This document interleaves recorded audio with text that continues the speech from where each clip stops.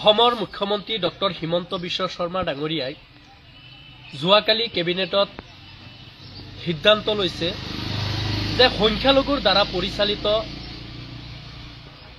কিছুমান ব্যক্তিগত শিক্ষা অনুষ্ঠানৰ মাচুল বৃদ্ধিক লৈ বিধেয়ক আনিব, তেখেতে আইন পাছ কৰিব বিধানসভা। আমি মুখ্যমন্ত্ৰী ডাঙৰীয়াক মুছলিম ছাত্ৰ সন্থাৰ ফালৰ পৰা পূৰ্ণ সমৰ্থন, ধন্যবাদ, কৃতজ্ঞতা জ্ঞাপন কৰিছো। এইকাৰণে কৰিছো, বিগত কিছুদিন ধৰি মুছলিম ছাত্ৰ সন্থাৰ বিষয়ববীয়া অথচ ময়ো এই ব্যক্তিগত শিক্ষা অনুষ্ঠানৰ যি মাচুল বৃদ্ধি লৈ আমি বাৰংবাৰ প্ৰতিবাদ কৰি আহিছো। আনকি দৰিদ্ৰ শ্ৰমজীৱী খাটিকোৱা মানুহক যেনেকৈ ব্যক্তিগত শিক্ষা অনুষ্ঠানৰ স্বত্বাধিকাৰী বা শিক্ষকে যেনেদৰে অশ্লীল অশালীন এই মাহিলী দৰমহালৈ যেনেকৈ ব্যৱহাৰ প্ৰয়োগ কৰে, ঠিক তেনেকৈ মানুহে বিপদত আৰু তেওঁলোকে বিভিন্ন ধৰণৰ অভিযোগ মুছলিম ছাত্ৰ সন্থাক তেওঁলোকে অভিযোগ দাখিল কৰে বা অভিযোগ দিয়ে।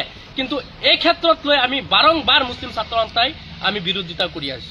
মুখ্যমন্ত্ৰী ডাঙৰীয়াৰ এই পদক্ষেপক আমি পূৰ্ণ সমৰ্থন জনাইছো যে কিছুমান সংখ্যালঘু এলেকাত শিক্ষা অনুষ্ঠান নহয় যেন ব্যৱসায়িক প্ৰতিষ্ঠান।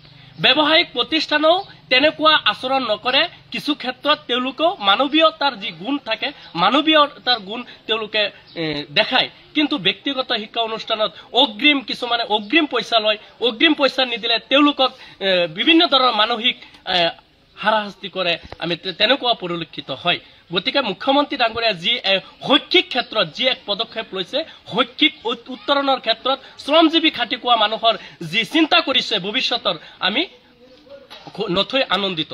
আৰু আনকি আমাৰ মুছলিম ছাত্ৰ সন্থাৰ ফালৰ পৰা কিছুমান দাবী আছে। দাবী কেইটা হৈছে যে 1 কিলোমিটাৰ অধীনত যদি চৰকাৰী শিক্ষা অনুষ্ঠান আছে, এই 1 কিলোমিটাৰ অধীনত কোনো ধৰণৰ ব্যক্তিগত শিক্ষা অনুষ্ঠান হ'ব নোৱাৰিব। আনকি বজাৰত এনেকুৱাও দেখা যায় 10খন 15খন শিক্ষা অনুষ্ঠান থাকে।